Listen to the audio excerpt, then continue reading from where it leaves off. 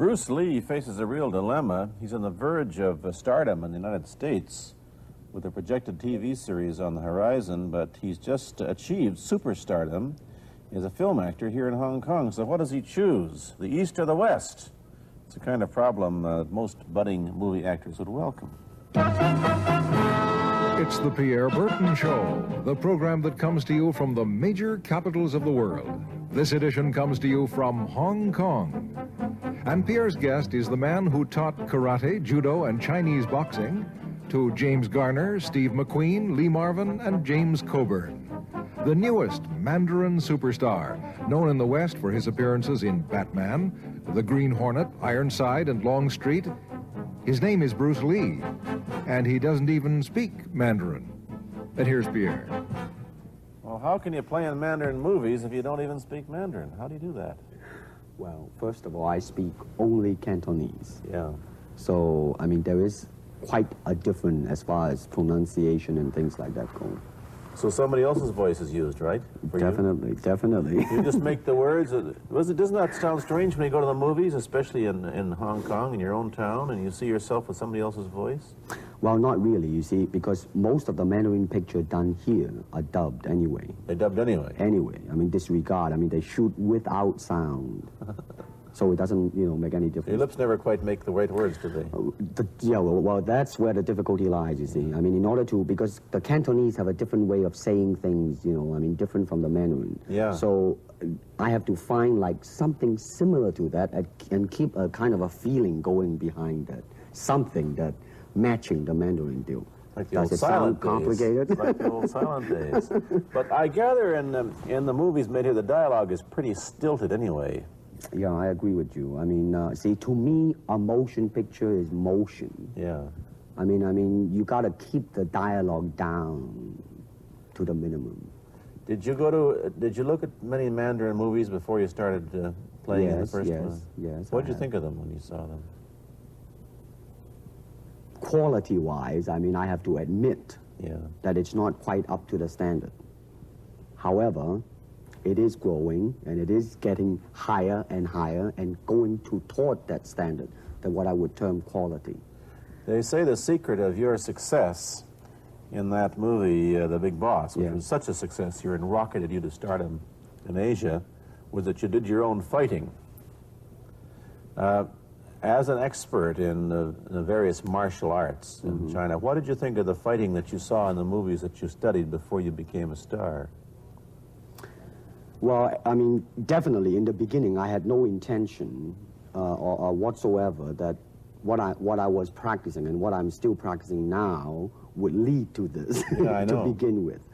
But martial art has a very, very deep meaning as far as my life is concerned, because as an actor, as a martial artist, as a human being, all these I have learned from martial art. Maybe for our audience who doesn't know what it means, you might explain exactly what you mean by martial art. Right.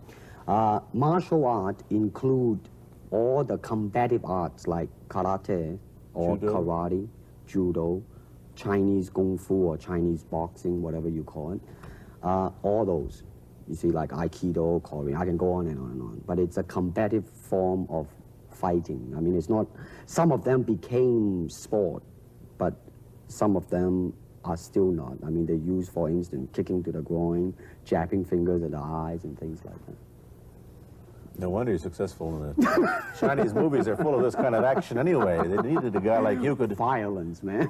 So you didn't have to use a double when you moved into the motion picture world here. You did all yourself. Right. Can you break 5 or 6 pieces of wood with your hand or your foot? I'll probably break my hand and foot. But tell me a little bit... you set up a school in Hollywood, didn't you, for people like James Garner and Steve McQueen and the others? Yes. Why would they want to learn Chinese martial art? Because of a movie role? Not really. I mean, most of them, you see, to me, at least the way that when I teach it, all type of knowledge ultimately means self-knowledge. So therefore, they're coming in to, and ask me to teach them not so much of how to defend themselves or how to do somebody in, Rather, they want to learn to express themselves through some movement, be it anger, be it determination, or whatsoever. So in other words, what I'm saying, therefore, is that he is paying me to show him in combative form the art of expressing the human body. Which is acting, in a sense, isn't it? Well, Or it would be a useful tool for an actor to have. it's, I mean, it might sound too philosophical, but it's acting, or acting, unacting, if you...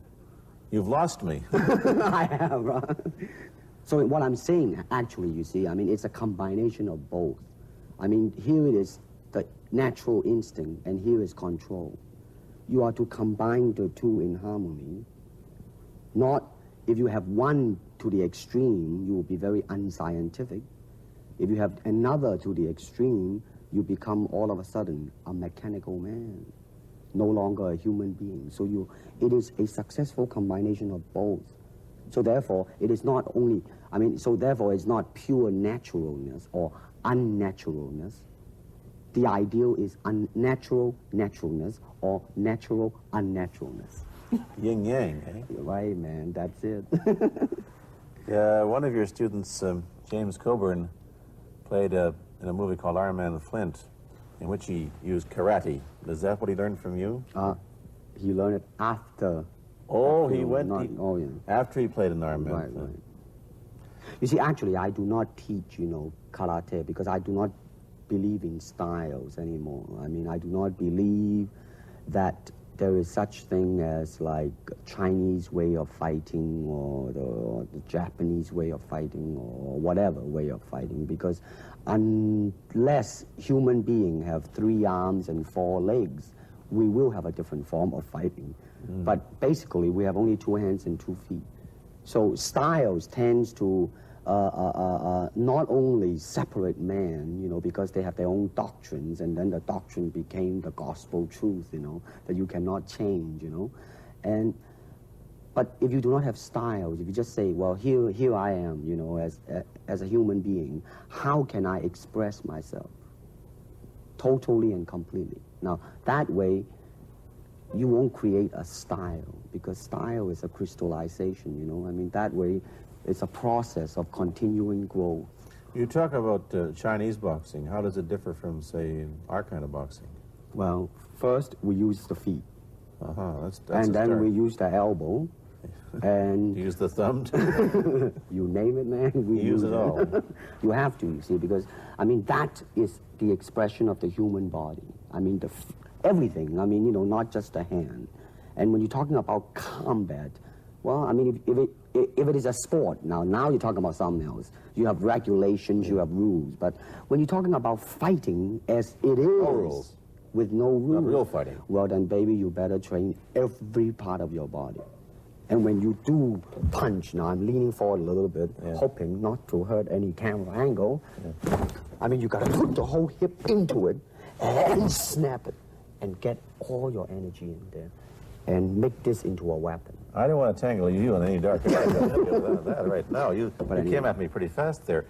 What is the difference between Chinese boxing and what we see these young men doing at 8 o'clock every morning on the rooftops in the parks called shadow boxing, which they're always... Well, actually, you see, that is part of Chinese boxing. It is. There are so many schools. Different Everybody here schools. seems to be, going like this all the time. Well, that's good. I mean, they're all in I'm good very shape. glad. I'm very glad to see that, because at least somebody is caring for their own body, right? Yeah. I mean, that's a good sign. Well, it's a kind of a slow form of exercise, which is called Tai Chi Chuan. I'm speaking Mandarin just now. Yeah.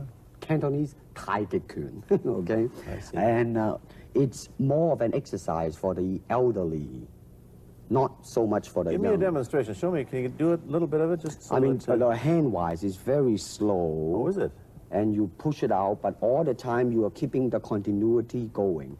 Bending, stretching, everything. Suppose, I mean, you just keep it moving. It's like a ballet dancer there. Yeah, it is. I mean, to them, you see, the idea is running water never grows stale. So you got to just keep on flowing.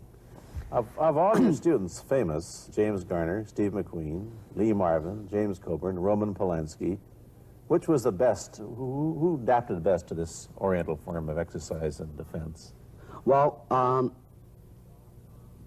depending, okay? Now, as a fighter, Steve McQueen, now, he is good in that department because that son of a gun got the toughness in him. Yeah. You see it on the screen. I mean, he would say, all right, baby, here I am, man.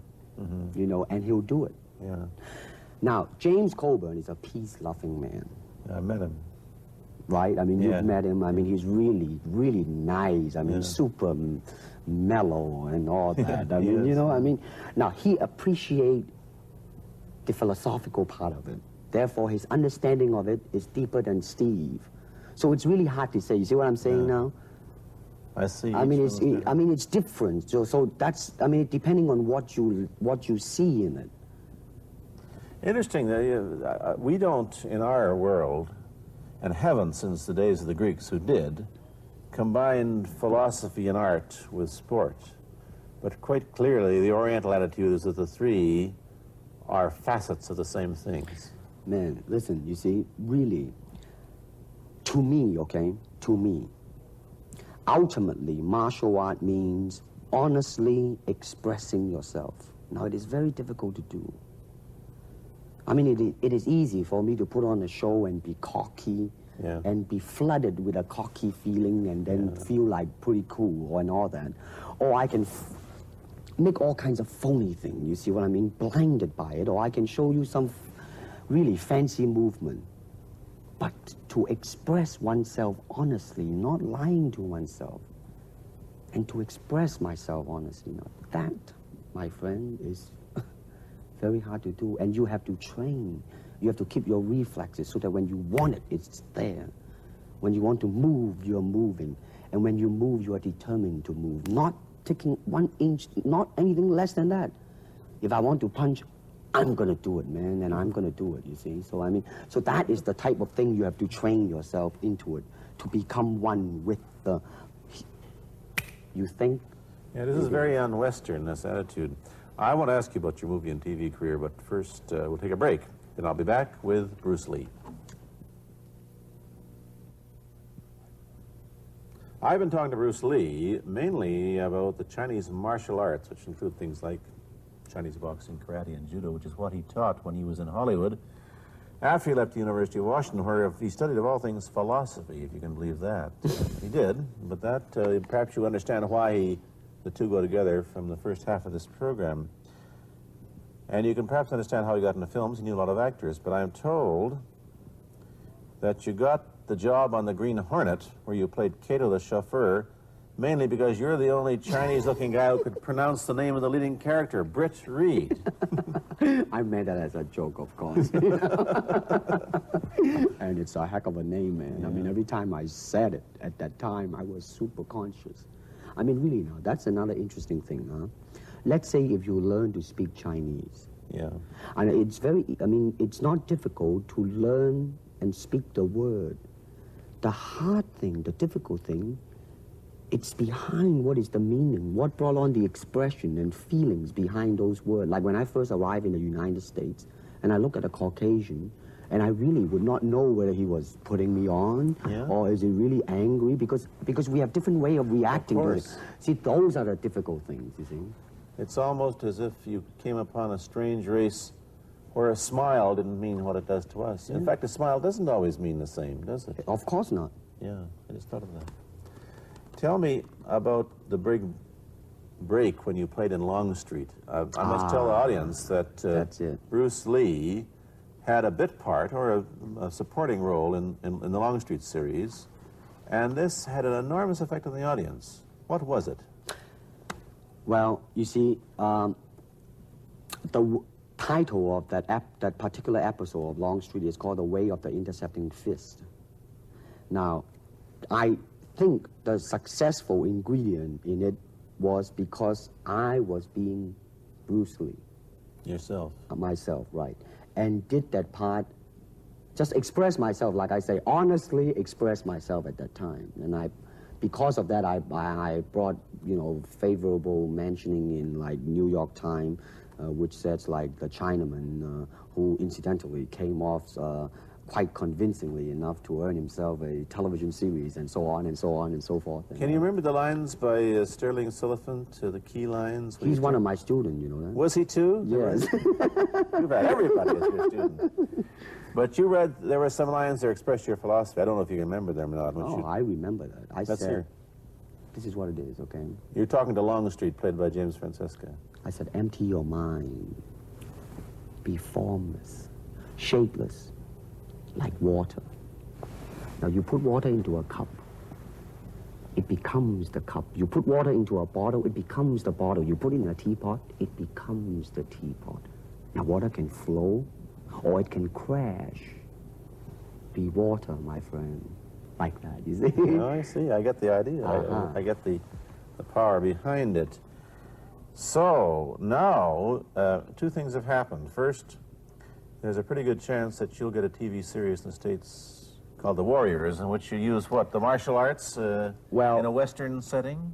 That was the original idea. Now, Yeah. Paramount, you know, I did Longstreet for Paramount, and Paramount wants me to be in a television series. On the other hand, Warner Brother wants me to be in another one, but both of them, I think, they want me to be in a modernized type of a thing.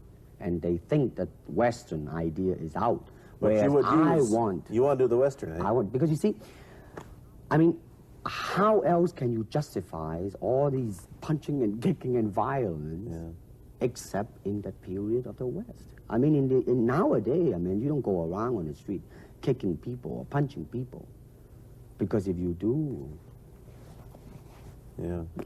that's it. I The mean, gun. I don't care how good you are, you know. But this is true also of the Chinese dramas, which are mainly costume dramas. And they're all full of blood and gore over here. Oh, you mean here? Yeah. Yeah. Well, unfortunately, you see, I hope that the picture I am in would either explain why the violence was done, whether right or wrong or whatnot. But unfortunately, pictures, most of them here, are done mainly just for the sake of violence. You know what I mean? Like, you know, fighting for 30 minutes, get stabbed 50 times. And Well, I'm fascinated. Let I me give just- you your microphone back. I'm fascinated that you came back. I am a martial artist. You came back to Hong Kong on the verge of success in Hollywood and full of it, and suddenly, on the strength of one picture, you become a superstar. Everybody knows you. You have to change your phone number. You get mobbed in the streets. Now, what are you going to do? Are you going to be able to live in both worlds? Are you going to be a superstar here, or one in the States, or both? Well, let me say this. First of all, the word superstar really turned me off, and I'll tell you why. Because the word star, man, is an illusion. It's something what the public calls you. You should look upon oneself as an actor, man. I mean, you would be very pleased if somebody say, hey, man, you are a super actor. It is much better than, you know, superstar.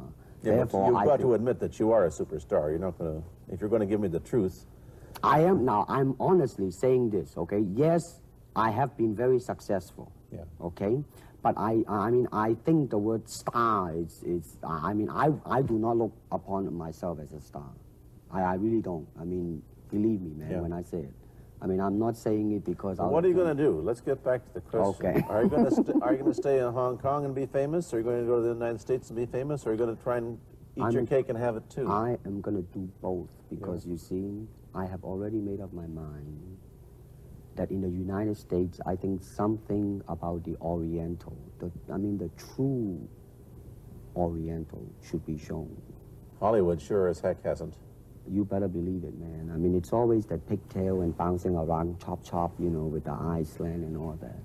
And I think that's very, very out of Is it date, true that man. you were the first job you had was being cast as Charlie Chan's number one Yeah, boy? number one son, yeah. No, They never made a movie. No. They were gonna make it into like a new Chinese James Bond type of a thing. Oh, I Now that, you know, the old man Chan is dead, Charlie is dead, and his son Oh, I is see. carrying on. But they didn't do that. Batman came along, you see, because that's and then everything was started to be going into that, you know, that kind Green of Hornet. which you were in. But is I it mean, by the way, I did a really terrible job in that, I have to say. really? You didn't like yourself in Peter Pan? I didn't see it. Let me ask you, however, about the problems that you face as a Chinese hero in an American series. Have people come up in the industry and said, well, we don't know how the audience are going to take a non-American? Well, such question has been raised. In fact, it is being discussed, and that is why The Warrior is not going to be on. I see. You see, because unfortunately, such thing does exist in this world. You see, like, I don't know, certain part of the country, right, where like they think that business-wise it's a risk. And I don't blame them, I mean, in the same way, it's like in Hong Kong, if a foreigner come and became a star, if I were the man with the money, I probably would have my own worry of whether or not the acceptance would be there. But that's all right, because if you honestly express yourself, it doesn't matter, see? Because Are you're gonna do you, how about the other side of the coin? Is it possible that you are, I mean, you're fairly hip and fairly Americanized. Are you too Western for Oriental audiences, do you think? Oh man, like how? I have been criticized for that. You have, eh? Oh, I would yes, think so. definitely. Well, let me say this.